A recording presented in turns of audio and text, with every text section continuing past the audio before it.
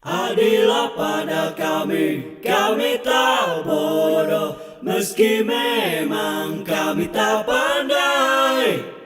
Tapi kami berjanji akan tetap mengkritik sesuai isi hati.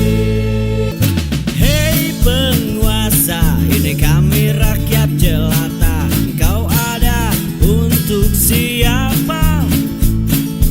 Hei penguasa, ini kami rakyat jelata. Mau sampaikan semua keluh kesah. Bekerjalah dengan hati, pakai empati. Jangan banyak intrik, apalagi bikin taktik. Bijaklah dalam membuat peraturan. Jangan sampai bikin aturan yang berat sebelah. Rizal Fadila memberikan usulan, sudahlah sekalian paket hemat sajalah. Adili Jokowi, maksulkan Gibran. Bagaimana menurut sahabat RMOL? Dari Rizal Fadila, berpotensi besar untuk mengadili Jokowi adalah melalui dugaan skripsi dan ijazah palsu. Untuk ijazah palsu kan sedang bergulir di pengadilan juga ya, tapi sekarang akan ada laporan baru terkait dugaan skripsi palsu. Ya, itu kita dapatkan informasinya dari kawan-kawan yang hari ini sedang menyiapkan gugatannya. Belum bisa saya sebutkan, nanti pada waktunya kita sampaikan. Pasal 263, 264, dan 266 KUHP bisa dikenakan atasnya, ditambah dengan pasal 68 dan 69 Undang-Undang Sisdiknas.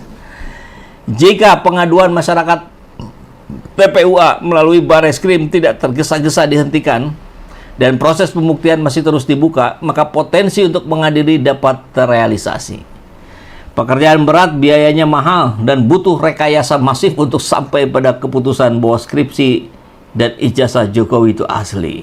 Pengumuman Dirtipidum dinilai kontroversial dan tendensius. TPUA sebagai pengadu masyarakat maksudnya ya, menyatakan keberatan dan mendesak dilakukannya gelar perkara khusus agar melibatkan berbagai pihak yang berkepentingan, ahli, serta pengawas. Mantan Wakapolri Komjen Purnawirawan Ugro Seno menganggap keliru Bareskrim yang telah menghentikan penyelidikan karena hal demikian bertentangan dengan KUHP. Wah, ini yang ngomongnya bukan main-main, ini mantan Wakapolri. Ahli Dr. Suryo dan Dr. Ismon menemukan bukti-bukti baru untuk melawan putusan Dirtipidum. Keduanya menyiapkan langkah hukum lanjutan. Mabes Polri harus dengan seksama mempertimbangkan desakan untuk gelar perkara khusus. Paparan dan tayangan Dirtipidum membuktikan bahwa Jokowi itu bukan sarjana. Koreksi dilaksanakan dengan elegan dan jujur, bukan memaksakan. Ini adalah negara hukum, bukan negara polisi, apalagi negara Bareskrim. Jokowi patut diproses lanjutan dan ditingkatkan hingga penyidikan, bukan dihentikan. Setelah dilimpahkan ke kejaksaan, pengadilan menjadi tempat yang paling pas untuknya. Adili Jokowi. Adili Jokowi ya, bukan penjarakan Jokowi. Kalau penjarakan Jokowi saya kira itu overlapping ya, overlap. Dari elemen masyarakat, karena yang berhak memutuskan penjara atau tidak ya pengadilan. Maka prosesnya adili ya di pengadilan. Hematkan kerja dengan membongkar kebusukan keluarga. Sebelum Iriana yang diduga bergelar palsu, Iriana juga kena ya dugaannya ini. Pembongkaran diarahkan ke si bocil Gibran Rakabuming Raka. Indikasi ijazah palsu Gibran juga kuat, yang produk Singapura maupun Australia. Deklarasi Purnawirawan 17 Mei telah mengendus ketidaklayakan Gibran sebagai wapres. Ia dinilai memalukan bangsa. Pemakzulan menjadi usulan penting deklarasi tersebut. Sejuta masalah melekat pada Gibran, baik keabsahan sebagai wapres, moralitas akun Fufu Fafa, mentalitas kekanakan hingga intelektualitas, serta sekolah dan ijazahnya. Sejuta masalah melekat pada Gibran. Kualifikasi tidak memenuhi syarat dan perbuatan tercela menyebabkan Gibran dapat dimakzulkan dengan cepat. Pasal 7A Undang-Undang 45 mengatur tegas cawe-cawe Jokowi untuk Gibran adalah sehina-hina dan serendah-rendah etika atau perilaku keluarga. Paket hemat diri Jokowi dan maksudkan Gibran adalah biaya murah untuk memulai penataan dan perbaikan bangsa. Selama keduanya masih ada, maka negara ini akan terhambat dan tersendat. Pemerintahan siapapun akan dibuat gaduh oleh persoalan yang diwariskan pendahulunya. Jokowi dan Gibran adalah benalu yang harus dibersihkan sebersih-bersihnya. Omong kosong tentang Indonesia emas selama paket buram ini masih membayang. Wajah bangsa ini pucat dan memelas. Indonesia cemas, Indonesia lemas, Indonesia semakin tidak waras. Ya, ini tulisan dari Pak Rizal Fadilah. Makin garang saja setelah diperiksa di Bareskrim, ya, luar biasa ini. Nah, mari kita lihat dalam sudut yang sebaliknya. Sebetulnya katanya gagal paham ini Forum Purnawirawan TNI soal putusan MK dan pemakzulan Gibran. Disampaikan oleh siapa? Mari kita lihat. Dari rmol.id. Langsung ke intinya ya. Dalam putusan perkara nomor 90 itu dikatakan ini final dan mengikat. Di antara perkara ini yang diajukan oleh 2 orang dosen. Oke, nanti kita langsung ke intinya bahwa dalam putusan MK ini, nah tadi ya, final dan mengikat, punya kekuatan hukum. Jadi tidak bisa lagi diutak-atik katanya, walaupun di dalamnya sudah terbukti ada pelanggaran etika berat yang dilakukan oleh Anwar Usman. Nah, celah inilah yang justru dimasuki oleh Forum Purnawirawan TNI tersebut. Baik, ini yang nggak apa-apa, beda sudut pandang, tentu hal yang wajar.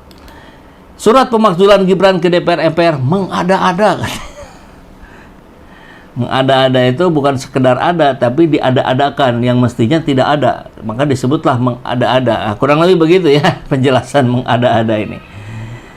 Nah, ini disebutkan pula di kabar lain bahwa apa yang dilakukan oleh Forum Purnawirawan itu tidak memiliki dasar hukum dan cenderung bermuatan politis. Ya memang nuansa politisnya memang sangat kental ya, karena persoalan hukum yang disorot juga adalah karena kita lihat dianggap tajam ke bawah, tumpul ke atas, ke samping juga tumpul katanya. Surat itu biasa saja, tidak mengandung substansi yang patut ditindaklanjuti, bahkan terkesan mengada-ada. Ini disampaikan oleh Ketua Umum Rampai Nusantara Mardiansah Semar dalam keterangannya kepada media. Rampai Nusantara, apakah, saya nggak tahu nih, ini organisasi mana ya. Menurutnya Gibran tidak melanggar hukum, tidak melakukan perbuatan tercela, dan masih memenuhi semua syarat sebagai wakil presiden. Nah, makanya didoronglah ya oleh pihak yang kontra dengan ini pembuktian siapa pemilik akun Fufu Fafa. Ini salah satu yang akan menentukan apakah perbuatan Gibran ini tercela atau tidak. Kalau terbukti pemilik akun Fufu Fafa itu adalah Gibran, maka masuk pada delik tercela ini menjadi sangat kuat. Kurang lebih kan begitu penjelasannya. Jadi tidak ada satupun alasan konstitusional yang bisa dijadikan untuk memakzulkan, begitu katanya ya. Bahkan disebutkan, menurut Semar juga, ini orang-orang ini katanya ya, Jenderal Fahru Roji dan sejumlah tokoh lainnya ini merupakan pendukung pasangan Amin pada Pilpres yang lalu. Lagi-lagi Anies Baswedan disentil-sentil, di-mention. Padahal Pak Anies tidak berurusan dengan ini ya. Oke, begitu. Maka kita akan lihat juga kabar ketika, nah kita kembali ke sini ya. Ketika tadi ada informasi bahwa akun Gibran terciduk memfollow judi online, maka terkait judi online ini tidak bisa dilepaskan dari Budi Ari. Karena hari ini desakan reshuffle Budi Ari, bahkan adili Budi Ari pun semakin kencang. Kita akan coba lihat, misalkan salah satu penguatnya dari Cak Islah. Budi Ari terima 500 juta dalam bungkus kopi. Luar biasa. Satu persatu fakta yang memperkuat dugaan keterlibatan Budi Ari dalam judi online bermunculan. Terkini, Budi Ari diduga telah menerima setidaknya 500 juta dari pihak-pihak yang terkait langsung dengan judi online di Indonesia. Uang setengah miliar rupiah itu diserahkan kepada Budi Ari di rumah dinasnya di Widya Chandra, Jakarta. Ada CCTV nggak ya? Nah, ini keren nih kalau ada CCTV. Ada namanya Chen Chen, Tony, Budi Setiadi yang mengantarkan uang ke rumah dinas di Widya Chandra. Menurut saya terlalu berani atau terlalu teledor. Ini disampaikan oleh Islah Bahrawi di podcastnya Deddy Corbuzier. Cak Islah, sapaan akrabnya menegaskan ia sangat yakin Budi Ari terlibat kasus judi online. Sangat yakin. Karena bukan hanya satu BAP, yang berita acara pemeriksaan yang menyebut nama dia. Ada 7 atau 9 katanya di BAP. Kalau tidak salah yang menyebut nama dia. Menurut saya sih, kalau ada orang yang berbuat kejahatan dan kemudian teman-temannya udah mengakui bahwa dia terlibat dalam kejahatannya, tapi dia menyangkal semua itu, ya menurut saya tikus got saja itu. Istilahnya nih. Cak Islah menegaskan Budi Ari meminta uang kepada pihak yang terlibat dalam situs judi online. Ini terbukti di chat WA kepada Tony setelah situs-situs yang diminta mereka telah diblokir. Ini terekam semua dan dia mengatakan kepada Tony. Jadi Tony, Chen Chen dan Budi Setiadi ini datang ke sana niatannya untuk membangun konsorsium judo ke rumahnya Budi Ari, papar Cak Islah. Kemudian dia menyerahkan flash disk kepada Budi Ari. Ini tolong diblokir nih situs-situs judo pembunuhan inilah. Situs judo yang udah diblokir terjadi sukses. BA tanya nih, BA tuh Budi Ari maksudnya ya. Ini mana Chen Chen? Gak ada makasihnya. Setelah itu lanjut Cak Islah, Tony dan Chen Chen datang lagi menemui Budi Ari membawa uang dalam bungkus kopi. Ini harusnya segera dipanggil Budi Ari untuk memastikan apakah betul-betul terlibat atau tidak. Begitu ya.